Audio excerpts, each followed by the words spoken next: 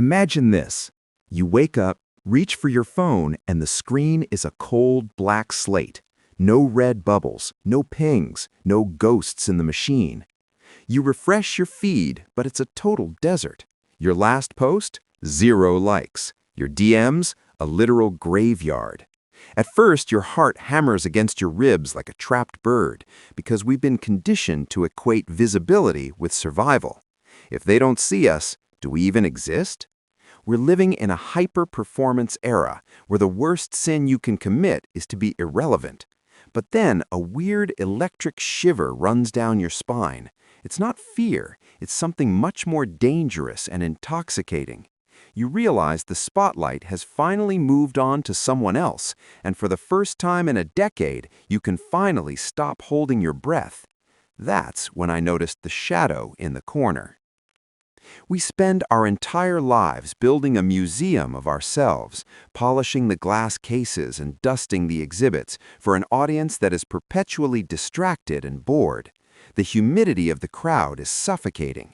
You feel the constant itchy need to be on, to be curated, to be a version of yourself that is digestible for strangers.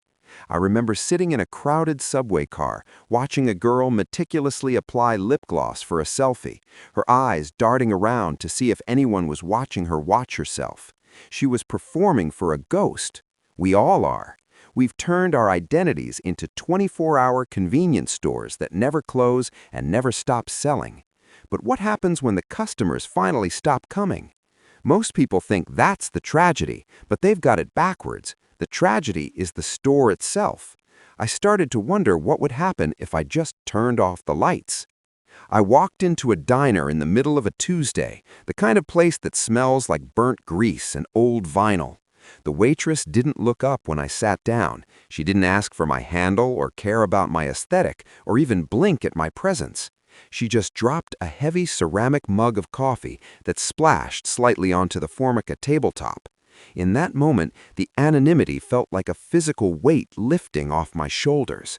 I looked at the grease stain and realized I didn't need to photograph it to make it real. The steam rising from the cup wasn't content, it was just heat. Then I saw a man at the counter staring at his reflection in a spoon with an intensity that looked like a prayer.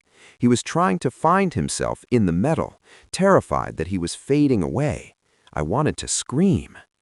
But here is where it gets dark, and most people aren't ready for this realization. We think we want to be seen because it validates our existence, but being seen is actually a form of incarceration. When people have an opinion of you, they build a cage out of their expectations. You become a character in their movie, and you're forced to read the script they wrote for you. If you change, you're a traitor. If you grow, you're fake. But when you are forgotten, the cage dissolves. You become a ghost in your own life, capable of walking through walls you didn't even know were there. I felt a massive surge of adrenaline as I walked out of that diner. Nobody knew I was there, and that meant I could be absolutely anyone. Or, more terrifyingly, I could be absolutely no one at all. The internet has convinced us that being unsearchable is a death sentence, but the truth is that the most powerful people in the world are the ones who don't exist on a server. I met a guy once who hadn't taken a photo of himself in 5 years. He looked at me with eyes that were unnervingly clear, like he was seeing the world in 4K, while I was stuck in a low-res simulation. He told me the moment he stopped being important was the moment he started being alive.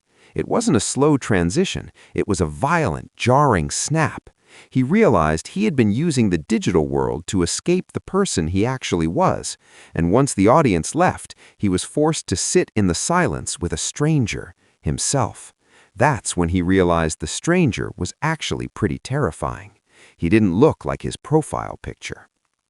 This isn't some touch grass motivational speech. This is an emergency. We are losing the ability to have a private thought. Every spark of an idea is immediately exported, packaged, and sold for the price of a like. We are mining our own souls for data points. Think about the last time you did something truly beautiful and didn't tell a single soul about it. Can you even remember? If a tree falls in the forest and nobody posts a story about it, did it ever really happen? The answer is yes, and it's the only thing that actually matters. The adrenaline hit of being forgotten is like a drug. It's the thrill of a heist where you're stealing yourself back from the public domain. But then I looked at my hands and realized they were shaking. I was addicted to the gaze. I started noticing the people who were truly forgotten. The old woman feeding pigeons who moved with a grace that no camera could ever capture because she wasn't posing. The kid drawing in the dirt with a stick, lost in a world that existed only between his ears. There was no share button on the dirt. There was no comment section for the wind. These moments are the only things that aren't for sale. I felt a manic energy building up, a desperate need to delete every trace of myself, to burn the digital library and walk into the woods. But then I realized that even that was a performance. Even the escape can become a brand if you're not careful. The real relief isn't in leaving, it's in staying and simply not being noticed. It's the ultimate stealth mission in a neon world. Here's the punch in the gut. The reason you're so afraid of being forgotten isn't because you'll be lonely. It's because you're afraid you aren't actually there. We use the attention of others as a mirror because we're too scared to look directly at our own faces. If the mirror breaks, we might just see a void. I sat on a park bench for 3 hours and didn't check my phone once.